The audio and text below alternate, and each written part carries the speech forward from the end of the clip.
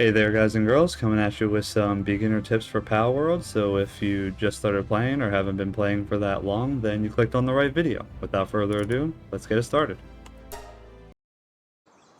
So the first tip I have for you guys is going to be the best place for your starter base. If you start right here at the Plateau of Beginnings, you can follow this little dirt path all the way down to this clearing. And when you get there, you'll see that there's a nice flat area for you to build on.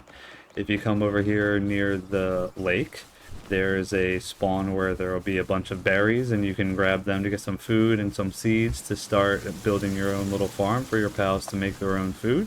If you come over this way, up this little hill, there's a river that is completely lined with paldium rocks that you can grab to make your pal balls, and even a nice little ore vein there, as well as, you know, the egg spawn that you just saw. There's a nice little platform up there with a bunch of trees you can cut for wood, and plenty of random rocks around for you to grab some rocks as well. So after you get your first base up and running, the second area that you're going to want to put a base is going to be right over here. It's not actually that far from where the first base location is. And basically you want to find this desolate church and look right behind it, because there will be about 7 or 8 ore rocks here, and as long as you have some pals with level 2 mining or better, they will start mining and collecting the rocks for you. And despite the fact that I have about 4 or 5 pals right now that are breaking down these rocks for me, they still can't seem to break them all down fast enough before they start respawning. So it basically gives you an unlimited supply of ore to get as many ingots as you're going to need. As you can see here, I got about 1,300 just sitting here waiting for me to make into ingots. Alright, so let's start getting into some tips about building your base. The first thing that I'm going to suggest is try to avoid what I've done here. If you put your tables a little bit too close together, you can have a lot of trouble trying to get into the specific one that you're trying to get to. Like here, I'm standing a little bit too close, so it thinks that I want to use the crusher when all I want is to open the table right here. In fact, I actually used to have 2 chests between these right here, and it got to the point where I couldn't even get either one of the chests to open because it just wanted me to open up any of the tables around them. So when it comes to upgrading your base, most people know that as you upgrade, you unlock more PAL slots and the ability to put more bases down in more areas, which unfortunately maxes out at 3. Hopefully that changes soon.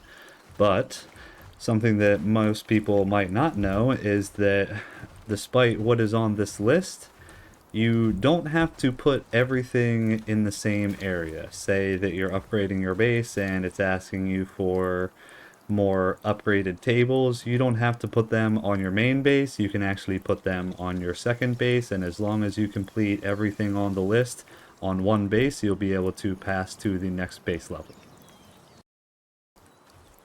Choosing what pals to put on your base can be very important because some pals do a lot and some pals do a little. Like Lift Monk over here can do 5 different things, but you may not want him to do those things, and if you want him to do one of those specific things, you may have a problem getting him to do that. Now, there's other pals that only do 1, maybe 2 things, like the ones that I've chosen here. This one specifically has 2 different abilities. It can not only do logging, but freezing.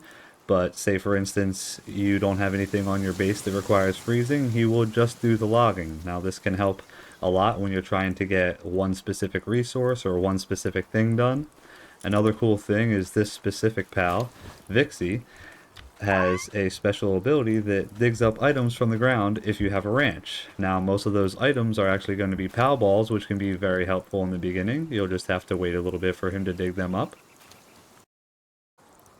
So, talking a little bit more about pals in your base, sometimes your pals will tend to get stuck, like you can see the multiple hungry pals over there, which I guess that guy isn't because he's right there.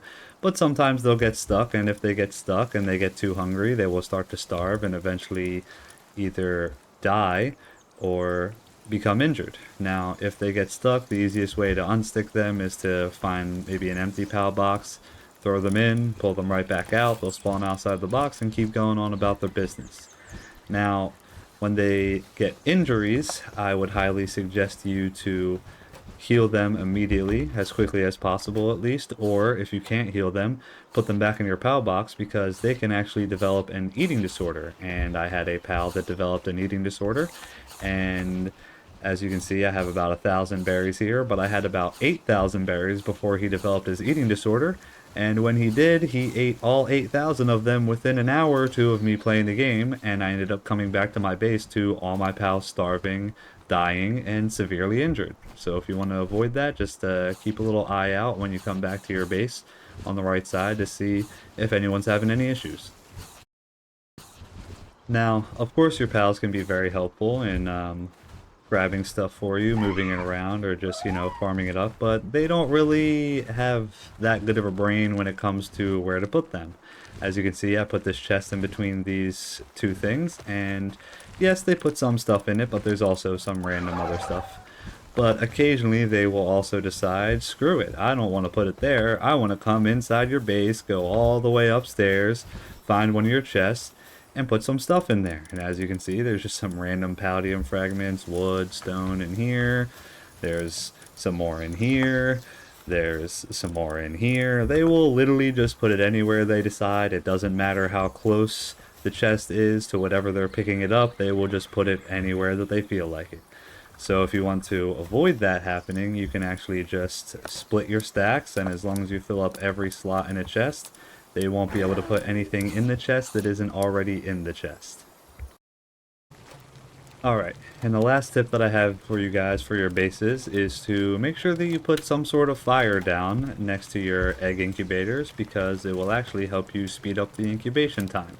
As you can see, it says incubation speed plus 50%.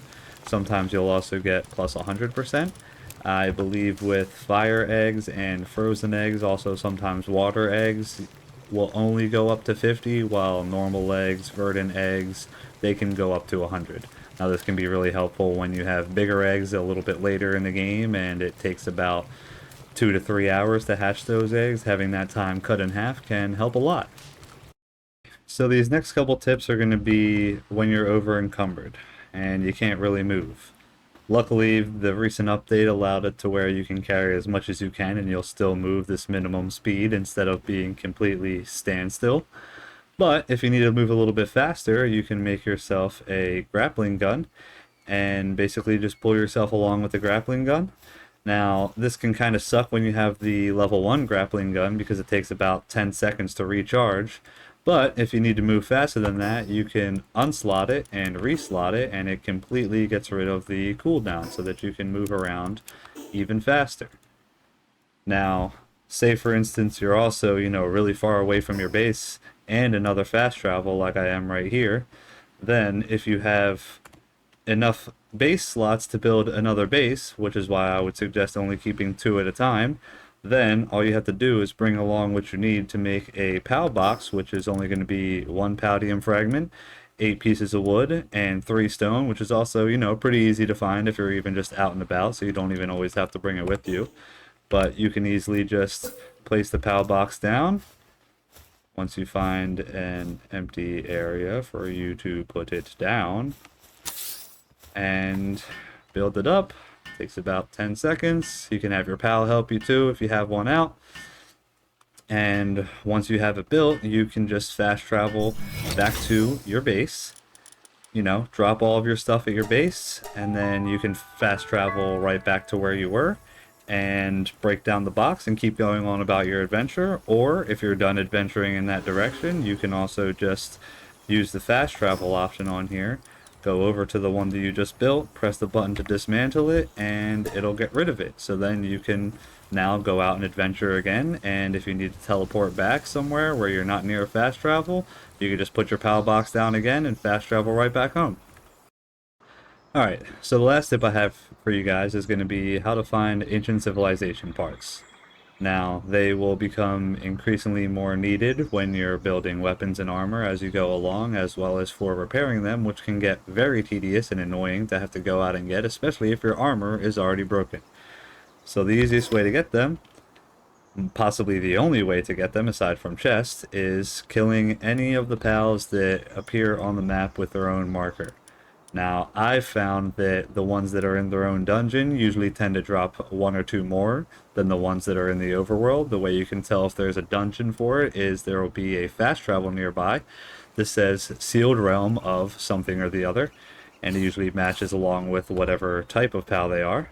And you'll see something like this, and you're just going to go inside, and there will be a boss inside, and you just got to fight him, kill him, and once you're done killing him, you'll get the parts. Now, if you're struggling to get the parts, something that I found that you can do is you can climb or grapple up one of these pillars and jump over onto the chandelier.